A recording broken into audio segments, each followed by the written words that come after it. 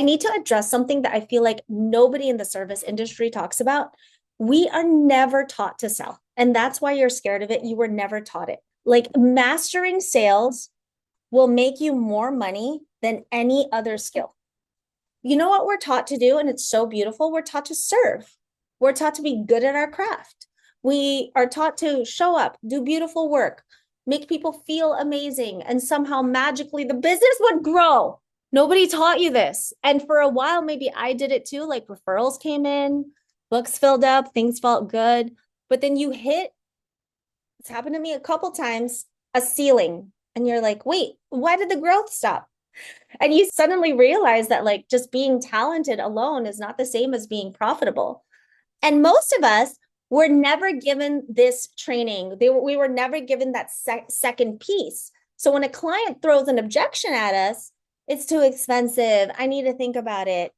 Someone else does it cheaper. We freeze because we were never trained for that moment. So what did I do? I did this in the beginning too. Took on more techniques, flew places to upgrade my skills. We practice our craft for years. And then when you walk into a sales conversation to sell that craft completely naked. So today I want to talk about just objection handling, not the corporate scripted word for word version. I'm talking about like the real version, the version that actually closes sales without making you feel like a used car salesman, because everyone hates being sold to. This is every objection you've ever heard and exactly what to say back.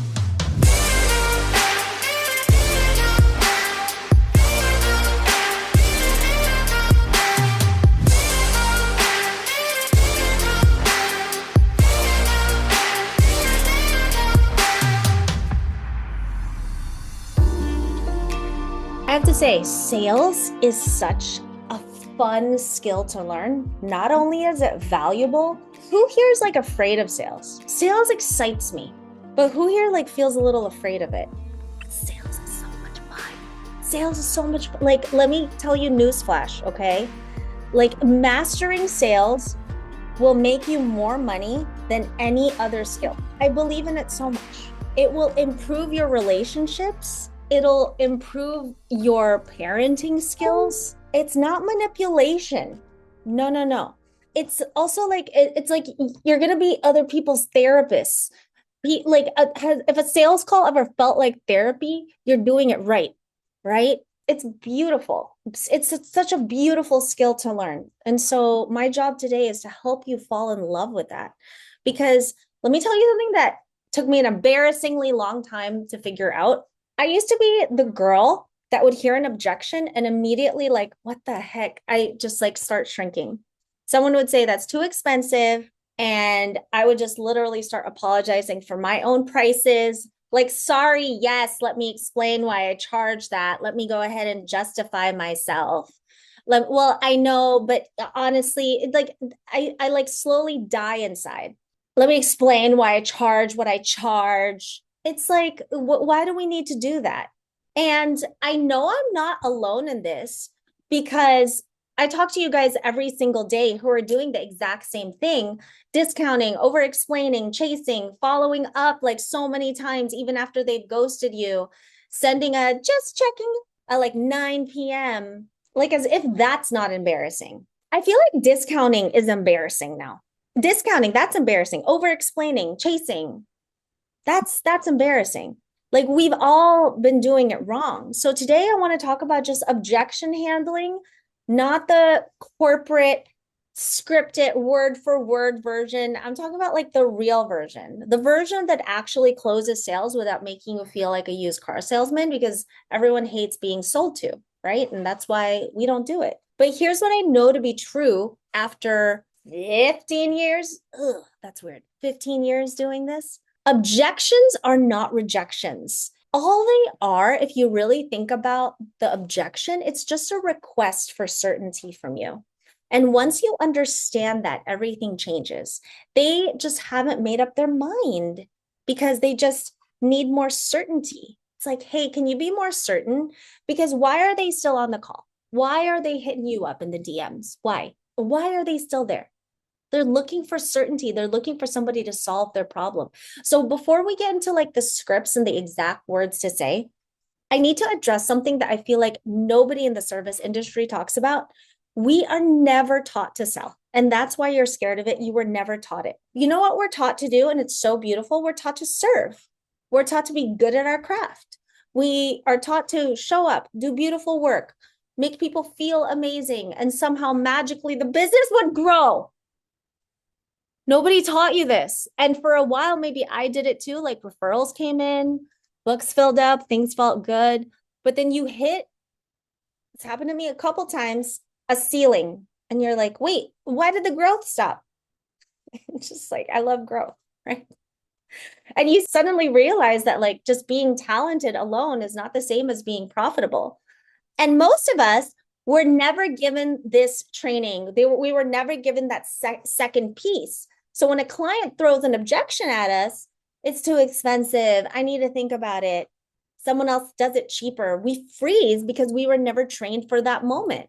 So what did I do? I did this in the beginning too. Took on more techniques, flew places to upgrade my skills. We practice our craft for years. And then when you walk into a sales conversation to sell that craft completely naked. And we just keep adding more machines, more product, more. And it's like we couldn't even sell the first thing. And I totally fell into that trap too. I thought that if I just provided more things, I would make more money. And it wasn't the case. The new thing now sat just empty. Who's felt that way before? Hey, stop for a second. Did you know that most people who watch the CEO Glow Show are not even subscribed? What? So, if you are on a mission to level up your beauty business, your family life, your prayer life, hit that subscribe button now so we can stay in touch. So, here's something I want you to sit with. Most service providers lose the sale even before the objection happens. They lose it in how you show up. What have they seen of you? They lose it in the energy that you're bringing to the consultation. You're losing it also in your socials. Okay, so you are kind of losing the sale in the way you're showing up. The way I made millions in 3 years, I promise you I did this. I acted like such a big freaking deal, even though I was so new, that it was probably really irritating to my trainer. The person that trained me to do a beauty service was probably looking at me so irritated that the way I even formulated my copy, there was no ChatGPT back then, was like, I'm such a big deal. I called myself a celebrity stylist, a celebrity artist, even before I had celebrity clients. And it's so crazy what happens when you do that. It happened. You can look this up on YouTube. I have done so many celebrities, Olympians, models, supermodels. Like it's crazy that happened. And it's all about positioning. And even the way I would show up at work, show up on a call, I wanted to make even like the most regular clients feel like they were truly investing in themselves, that this was really a big deal for them. And I'm premium. Like that's how I showed up. And desperation has a smell, and a premium client can sniff it out from a mile away. When you're secretly terrified of hearing no, you start doing things that repel the exact clients you want. Start posting in the way that repel the exact clients that you want. You over explain before anyone even asks. And so premium has a quiet confidence. It's in just the way you move, the way you talk. You really need to act as if you are the ish. You are the baddest bee on the block. That's just how it is. And they are lucky. I'm not saying treat people badly at all, but they are lucky to be with you. It's serve people well, but don't degrade yourself. If you say things like, let me know at the end of every consultation or every sales conversation, The decision is entirely up to them. If you follow up apologetically instead of confidently, every single one of those behaviors signals the same thing to a premium client. He doesn't believe they're worth it. There's a smell. And if you don't believe you're worth it, why would they? So this isn't necessarily a pricing problem. This is a self-confidence problem. And I know it feels like we're doing therapy, but like entrepreneurship, I just posted about this, is therapy. I feel like it's better than therapy. It's just exposure. It's rejection therapy. It's all of it therapy. It's are you worth it therapy. It's insecurity therapy. You have to truly believe, and that sounds like a line, but it's not, that you are truly worth more. Think about all of the things that could happen to clients if they don't come to you. Think about all the corners another provider will cut if they don't come to you. If you're a caring person, if you're a caring provider, you should know that. If you're educated, if you've invested in your stuff and you know your stuff, you should walk with your head held high to every conversation. This is not a pricing problem. This is not a market problem. This is not the economy is like bad problem. I truly believe that this is a belief problem because the economy's been bad so many times since I've been in business. This is belief. And it shows up most clearly under the pressure of an objection. So before we talk about what to say, I need you to decide something right now. Are you going to keep auditioning for clients who haven't decided if you're worth their time? Are you ready to position your business and everything that clients see on the outside, from your branding to your content to your website? It needs to scream premium, but you need to decide that first. Are you going to start showing up like the premium provider that you actually are? Because cheap positioning and premium positioning are two different postures, but they lead to very different conversations. Okay. So in my experience, every objection you will ever hear falls into one of these three categories: money, trust, comparison. That's it. First is a money objection. It's too expensive. I can't afford it. Can you do a deal? Can I just do the first one discounted and see how it goes? Okay. Second is trust. I need to think about it. I need to talk to my husband. I'll just get back to you to book. They sound like they're stalling. They are, but not because the client is flaky, but they don't feel certain enough to commit. The other one is comparison, the last one. They say, well, someone else does it cheaper. My friend pays half the price. I saw someone on Instagram charging less, or I saw somebody like doing it just like a little differently, blah, blah, blah. I don't know, whatever. But these feel like attacks on your pricing. But I just think it's fear, but it's dressed up as research. And here's the thing about all three types. They're not about your price. They're not about your competition even. They're not even really about your service. Every single objection boils down to one thing: risk. They're afraid to risk. The client is standing at a decision point and they're afraid of making the wrong one, afraid of spending money and being disappointed, afraid of switching from something that's super familiar to them. You know, maybe it's like a product that's familiar to them. They're afraid of being judged for a choice that they make. Your job is not to argue them out of that fear. Your job is to make them feel certain enough to move through it. And it's a completely different approach. And it requires a completely different language and strategy. And everybody is built this way. Humans are built this way. So I'm going to teach you something called a translation system, because what clients say and what clients mean are almost never the same thing.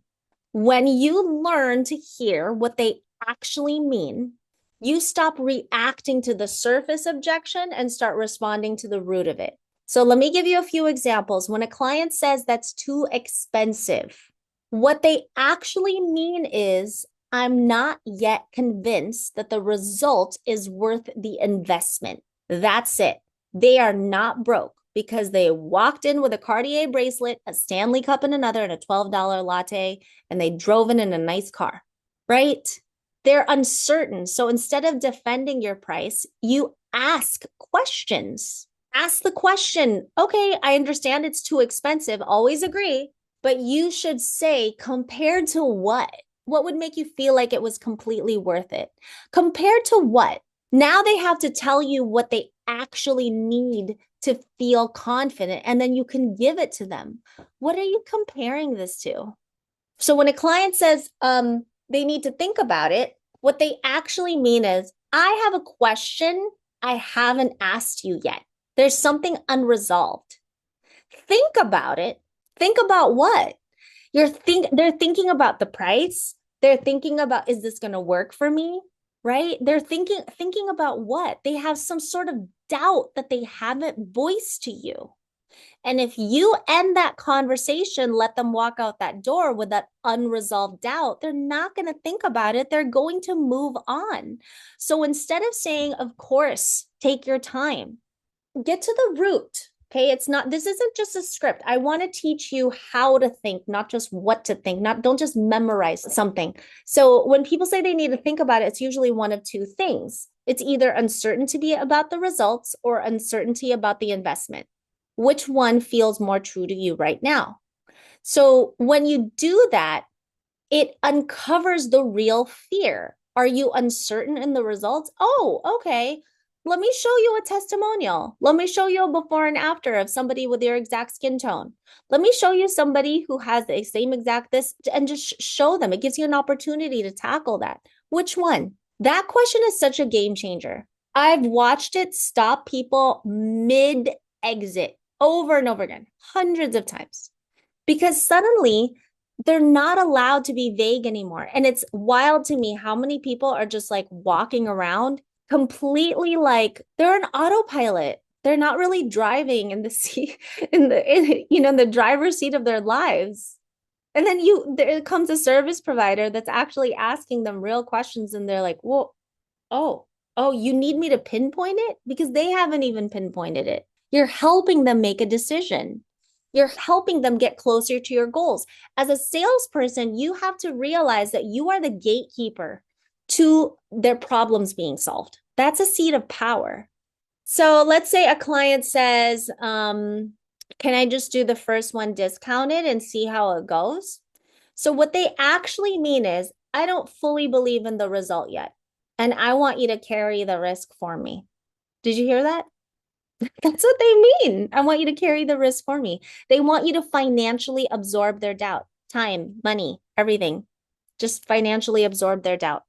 And what I want you to understand about that specific objection, the moment you say yes, you haven't won a client, you've trained one. You've taught them that your prices are negotiable. That hesitation gets rewarded. And if they push, you fold. That client will either expect the discount every single time, or they'll disappear entirely and find someone cheaper.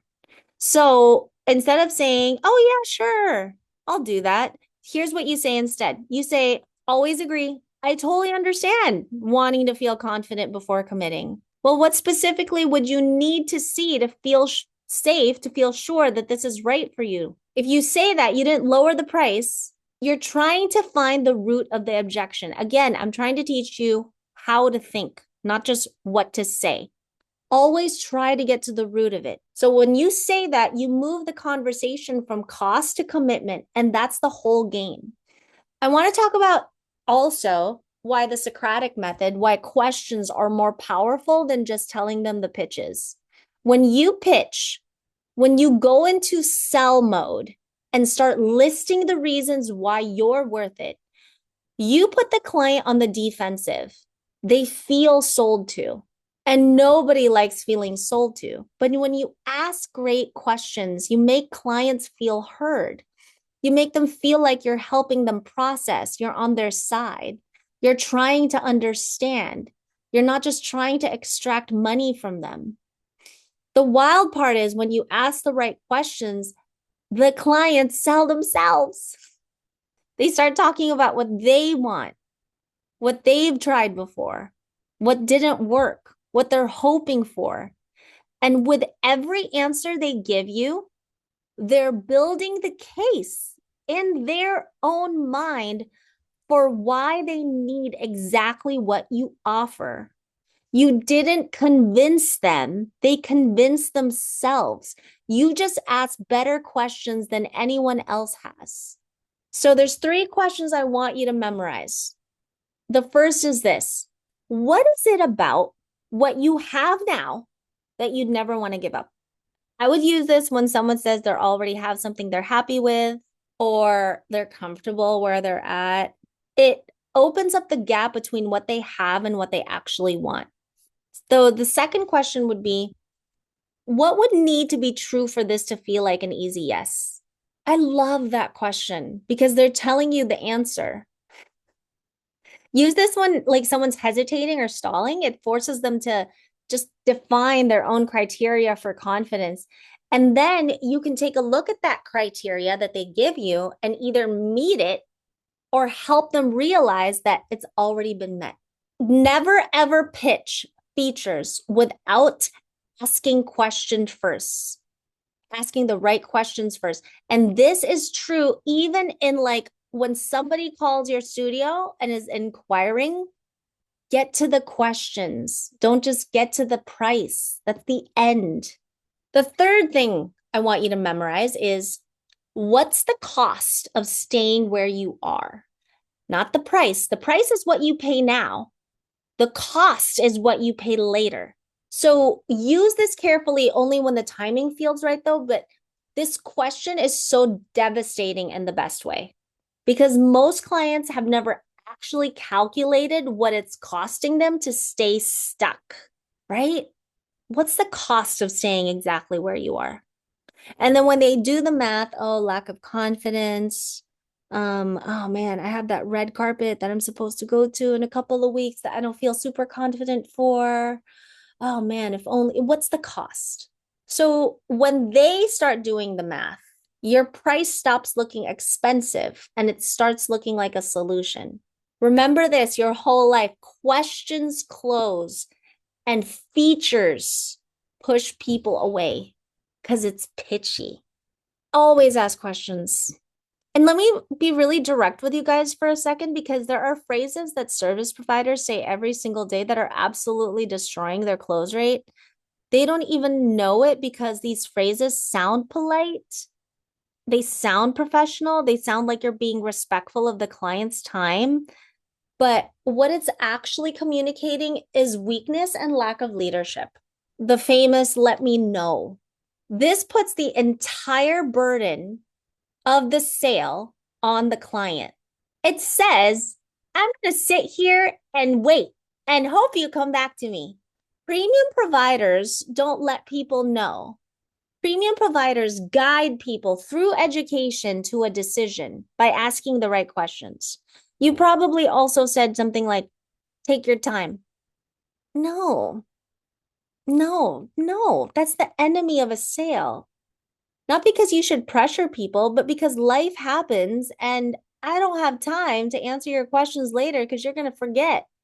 The longer someone waits, the more hesitation calcifies onto the weight of no. Instead, say something like, okay, I have a limited availability. I have Thursday at 7 or Friday at 10. Which works better for you? Something you also probably do, or a lot of you do, is I can probably do a little discount. Probably, little. Two of the most expensive words in your vocabulary. The moment you introduce discount unprompted, you've told the client that your price was never real to begin with. It is so it destroys trust. So you mean to tell me these prices you've listed are not real? Why? Why are you discounting even before I ask sometimes? Right? It's like, oh, you weren't real, then your results are probably not real either. Something else I hear is, I totally understand if it's not for you. That one, that one kills me because I know it comes from a place of not wanting to seem pushy, but what it actually sounds like is I already expect you to say no and I've made peace with it. I actually only use that line if I'm firing someone, if I've chosen not to work with them. And that almost happened this morning. I was like, oh, I understand if this isn't right for you. Okay, bye. Yeah, yeah, no, no, no, it's fine. Like, no, no, no, no. But I was like, no, we don't want you. It's okay. Like, that's the only time I use that. Because that's the energy of someone that's either firing our client or someone that's already lost a sale in their head. So your words are either building your authority or eroding it. Life and death are in the power of the tongue. Who believes that? Amen. There is no neutral. So objection handling is not a trick. It's not a manipulation tactic.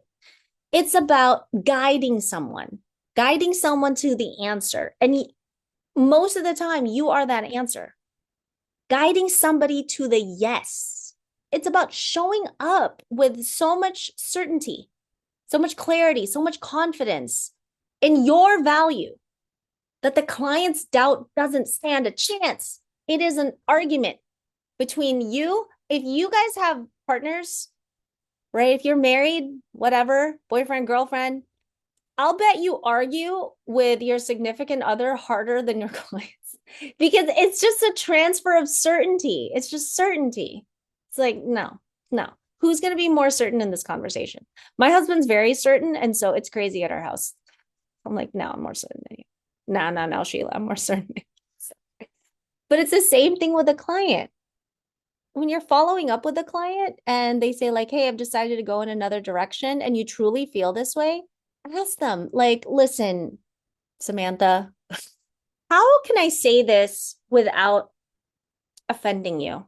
I'm scared to say it, that I'm afraid to tell you that you are making a mistake, but I need to tell you that from a place of love. You're going to Jenny down the street?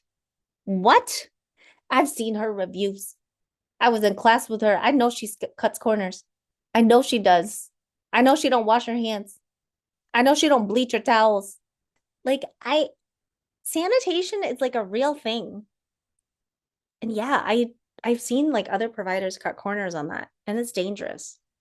You have to do the work for yourself where you are so solid in your own value that your confidence is just so undeniable, right? Premium providers don't beg, they don't chase, they don't discount to prove themselves.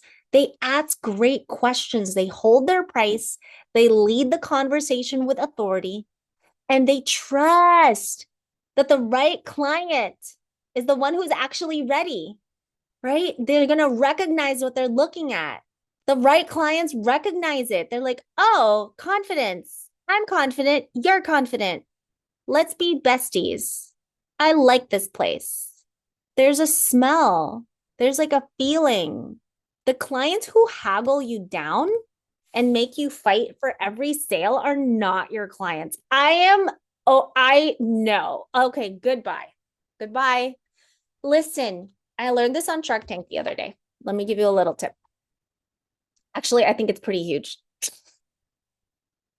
I was like, oh, I'm writing that down. I saw Kevin O'Leary and he said this. He told the person that, who was like pitching him, he said, listen, tomorrow when I wake up, my life doesn't change. And he was doing like a joint deal with Robert Herjavec. And he was like, Robert's life doesn't change either. Yours might. And then he said, this is your moment. What are you going to do? And I was like, oh, I'm writing that. It's good. Listen, today, when I wake up tomorrow, my skin looks great. My client that just walked out the door, their skin looks great. Their hair looks great, whatever, right? Yours may not. This is your moment. Do you want a makeover or not? What are you going to do? Are you going to rise or are you going to fall? What are you going to do? It's a big deal. The goal isn't to close everyone. The goal, honestly, is to close the right ones confidently every single time. And that starts with understanding that an objection is not a stop sign. It's an invitation. It's a client saying, truly, I'm still here. I'm still considering you. Give me one good reason to say yes. They're like begging you to lead them to it. We don't like to stay up at night and think about things. What human likes that experience? You're going to stay up tonight and you're going to think about this in the middle of the night. You're going to have conversations with your pillow. You're going to stare at the ceiling. That sounds enjoyable. I'm right here. I'm right here. Your job is to be ready with the right question instead of the wrong answer. It's not about the right answer. It's about the right question.